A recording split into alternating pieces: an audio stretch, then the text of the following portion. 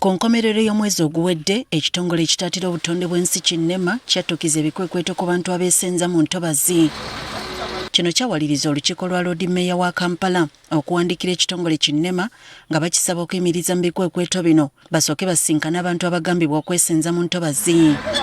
Nema yakkiriza okuyimiriza ebikwekweto bino okumala omwezi mulamba. Kiwenkiza ekitongole ki KCCA okuteekawo akakiiko ka Environment and Natural Resources Committee akagenda okukwatagana ne Nema okulaba buti obutonde bw'ensi bwe bulina okutaatirwa mu Kampala. Ngesaba nti Nema esooke eyimirize okubaako ne kyekola naddala okumenya abantu mu Kampala. Akakiiko kano kalina okuteekebwawo mu mwaka gwa 2024 wabula nga ne gye buli kati kabadde tekateekebwangawo. Kumbi mwaka gumu n'ekitundu obukulembeze bwa KCCA busirise tewali kigenda maaso paka jjo we bamenye abantu baffe ekawaala. World Bank ng'ekolagana ne KCCA ku nsonga ya drainage master plan we baali bakola ku drainage system eya Lubigi Steel abantu abamu bakola ki babaliira kitegeeza bodies zino ziri recognizinga nti abantu abadde mu kitundu ekyo bamanyikiddwa era balina obwannannyini abamu balina n'obusuulu basasula oba mu Buganda Land Board n'awalala. So tulowooza nti mu nkola ennungamu ey'akakiiko kano akanajja katunule kakole assessment kalabe oba bano abali affected basobola okubeera nga bakola ki nga bafuna okuliirirwa okubasaanidde.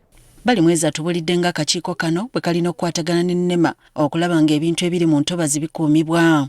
Entobazi ezibadde entobazi ez'amaanyi n'okusinga wamu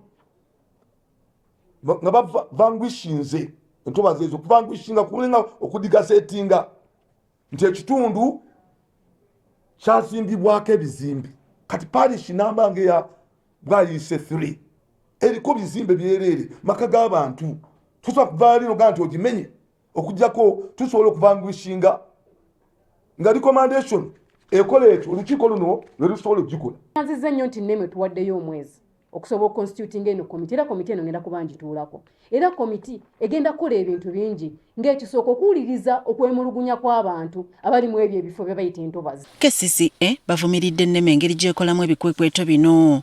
Twagala abantu bave mu ntobazi n'ate tetukkiriza kubateeka mu sayiko ya bwavu buli kiseera era nga tusaba Nema ekisooka obuvunaanyizibwa bwayo ebukole okumonitaringa zino entobazi nti abantu tebazisetolingamu. Kituluma nnyo okusanga ng'abantu baffe bayisiddwa mu mbeera ye ate ne tuvumirira nnyo ensonga y'okulaba nti abantu bano bajja bamenya ate waliwo abasigalawo. Bw'ogenda mu Kawaala amayumba g'abantu bagamenya ne waliwo factory gye baalekawo. Kati tuyiye engeri ya restoringa mu bantu abo resettle them ojja kwesanga nti obumenyi bw'amateeka bweyongedde insecurity.